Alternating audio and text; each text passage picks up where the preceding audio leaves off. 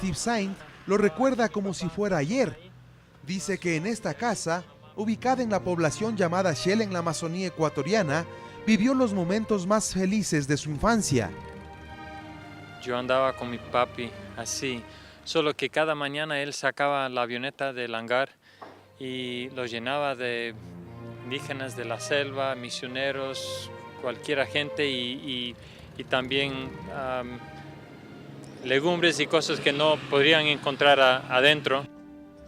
Su padre, Nate Saint, un expiloto de guerra norteamericano, con su avioneta se había convertido en el nexo entre la civilización y las tribus indígenas más salvajes de la Amazonía, a quienes llevaba alimentos, medicinas y el mensaje de Dios. Bueno, mi papá, él era el primer piloto de alas de socorro aquí en el Ecuador. Llegó en 1948, pero después, como había más y más pedidos de vuelos, llegó otro piloto justo antes del incidente en el cual murió mi papá.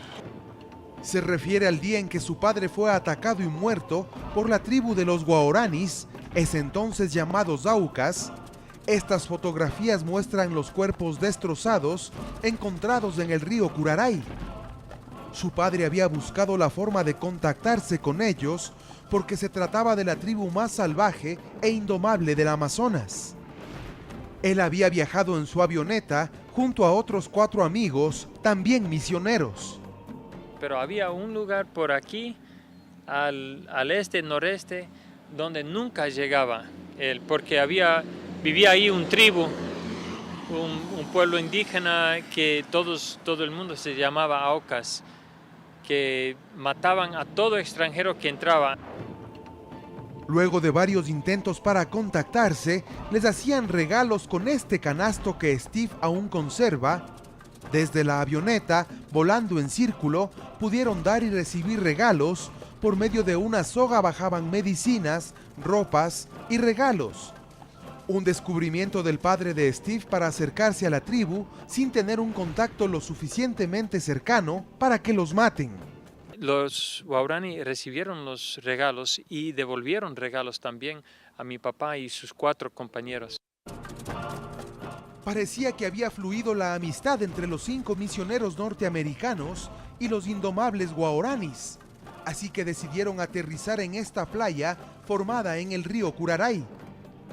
Aterrizaron en una playa y de ahí los Waorani vinieron, un hombre y 2 mujeres, y tenían un encuentro amistoso en un día. Tenemos video de todo eso. En estas imágenes se observa el primer gran contacto con una familia Guaraní, aparentemente una fructífera relación, pero terminó en tragedia. Todo por una confusión entre la familia que hizo el primer contacto con los misioneros y los guerreros Guaraní. Y por situaciones entre esa familia, entre ellos, decidieron, uno quiso matar a otro guerrero y ese también le estaba amenazando, y el más viejo dijo, mejor vamos a matarles a los extranjeros, si queremos matar, vamos a matarles a ellos. Entonces fueron y le lanzaron, sí. Estas tomas son parte de la película Punta de Lanza, de la que hablaremos en otras emisiones, donde en una superproducción se recrea el preciso instante en que el papá de Steve fue acabado con lanzas y furia junto a otros 4 misioneros norteamericanos. Un incidente que fue conocido a nivel mundial. Esta precisamente es una publicación de la revista Life de la época donde se narró la matanza. Steve, en ese entonces, un pequeño niño de 6 años, recibió la noticia en esa misma casa, parte de su historia, y que hoy recuerda con nostalgia. Mi mamá me llamó a la casa, me llevó a su dormitorio y dijo, ¿sabe qué, Esteban? Tengo que decirte que tu amado papi no va a poder regresar nunca. Luego de un espectacular operativo de rescate entre ejército ecuatoriano y norteamericano, fueron hallados los cuerpos sin vida de Nate Saint y los otros 4 misioneros atravesados por los Guaraníes.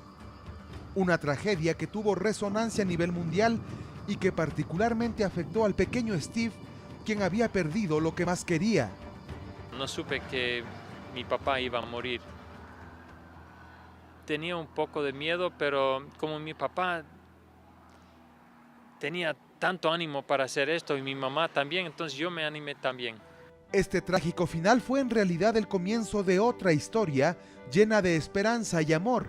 En esta fotografía se observa al pequeño Steve, ya de unos 11 años, en el mismo lugar donde mataron a su padre, pero junto a su tía, jugueteando con los guaraníes. ¿Cómo se hizo el acercamiento?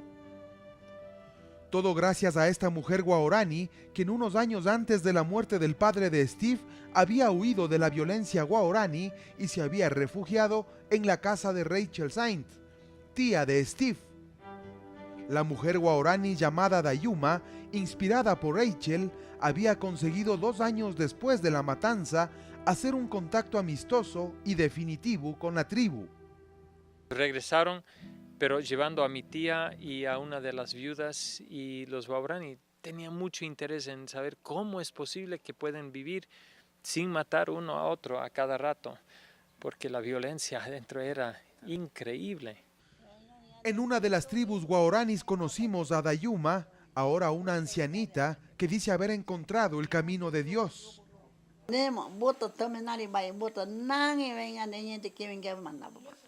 Dice que ya conociendo ese camino de Dios, ella dijo, yo ahí sí bien entendí y ese camino yo decidí seguir.